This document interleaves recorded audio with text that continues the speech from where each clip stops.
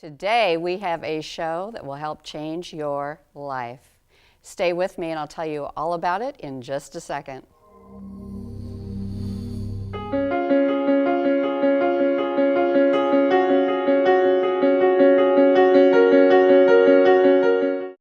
Welcome to Inspired Conversations. I'm Diane.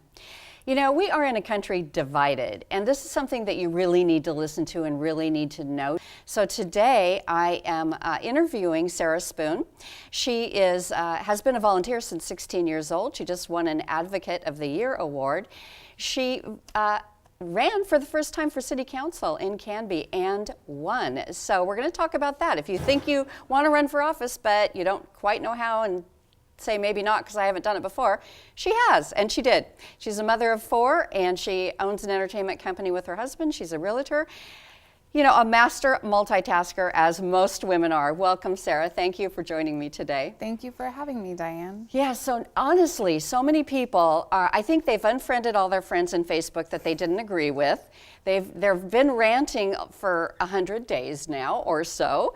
If they weren't happy with the election. We are a country divided that has been well established, more so than many of us even knew. And a lot of people are saying, what can I do? So you have done it. You ran for, and not necessarily to change the national climate, but you know, that's pretty lofty for somebody who hasn't done it before. And I believe in starting where you live, in your community. So tell me about how you did it, because you had never run before.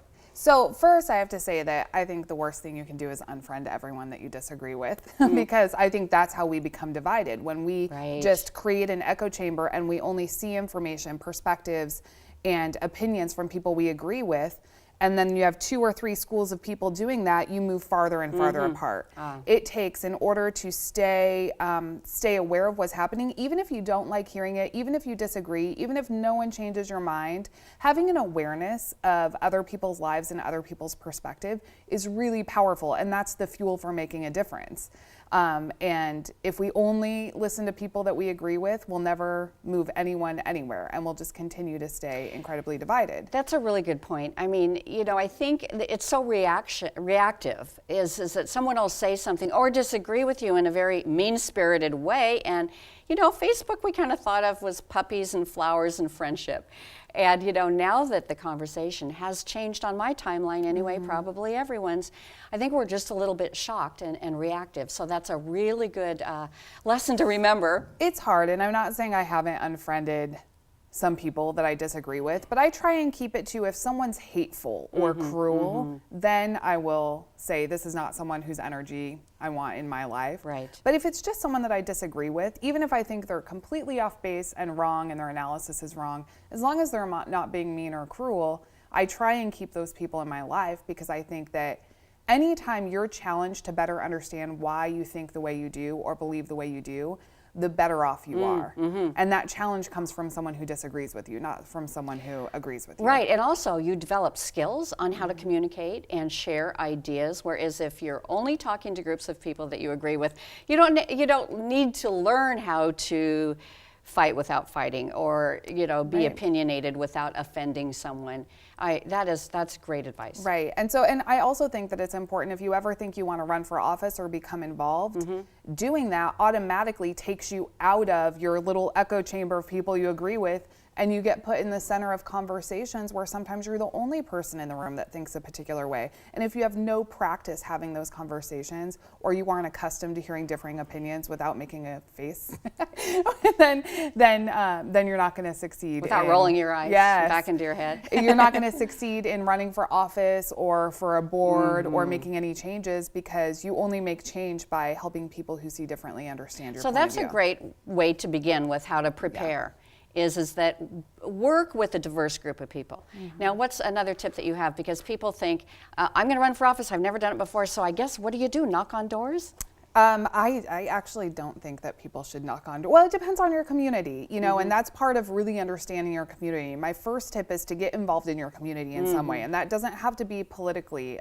I think part of the reason I was prepared to succeed in running for office is because by nature, just the way I am and who I am, I had already gotten involved with several different organizations in town. Yes, you were out there. You have a name for yourself. Yes, when I first came to to Canby to start this show, your name kept coming up over and over again. So it's clear that you get around. Yes, in a good way. In a good way. In a good way. Sarah gets around. I had joined Chamber because I wanted to surround myself with successful business people so that I could learn from them. I attended Rotary and Kiwanis events periodically. I got involved with CTV5 because I enjoy music and video and podcasting and photography. And I had just kind of met people in town who I had something in common with, a shared passion or a shared interest. And then when I decided to run for office, I kind of had these pre-existing relationships in place. And there are other people that have ran for office in towns, not that different from ours, that when you don't have those pre-existing relationships, you're kind of behind the timeline when you go to run for office. You have to create those relationships so that you can build advocates so that you can get votes. Well, and if you don't have those relationships in place, it's really hard to get that ball rolling. Yeah, and it almost seems non-authentic or inauthentic too. Hi, I want to be your friend now. I'm running for office. I mean, that's the typical image you get of a politician. So that's really important too. Authentic. Well, and kind of along with that is running for office is not super fun. The process is exhausting, and it really challenges you to really understand why you think what you do, and it challenges you to have difficult conversations, and you really put yourself out there for the actual literal judgment of your neighbors and friends. And it's a long process, and at the end, if you don't know until the end, you don't know until the day, the night of. No polling in small towns, no idea. You know, I woke up the morning of the election and I thought, the way that I am as a human being, I'm either going to get the most votes or the least votes. And I have no They're either going to love me or not. Yeah, and no idea what that is. So definitely building relationships and not with an ulterior motive, but just becoming involved in your community. And if you don't have the desire to do that, then running for office probably isn't for you anyway. Because when you're in office, you have to do a lot of community events and go to a lot of organizational meetings and stuff like that. So if that's not something you already have a desire to do, then office might not be the right place for you. Yeah, it has to be your thing. I mean, you have to like groups of people and diverse groups of people. I mean, to be most effective, that's really important too. Absolutely. And I think you said one time, and I'm not sure if I'm going to get this right, that it's important to get to know influential people who are already have some kind of influence in the community. And how do you do that? Or was it just more organic for you? It happened kind of organically for me, but I also set meetings. So when I decided to run for office, I set a meeting with our city administrator to kind of get the down low on what are these things in Canby that are happening? What is the background on it? Why are we doing it? What decisions were made along the way to get us to here? And in retrospect, if you could have done anything different, what would those be? So an example would be the building, the city block building that we're building downtown. A lot of community questions about that. So I sat down with the city administrator and asked about it. Our urban renewal district, extremely controversial in our town. And so I wanted to sit down and talk with the administrator about that. And I talked to other people in town as well, business owners, and it wasn't necessarily to earn a relationship with them. It was a genuine desire to get their perspective and feelings on the issues and topics.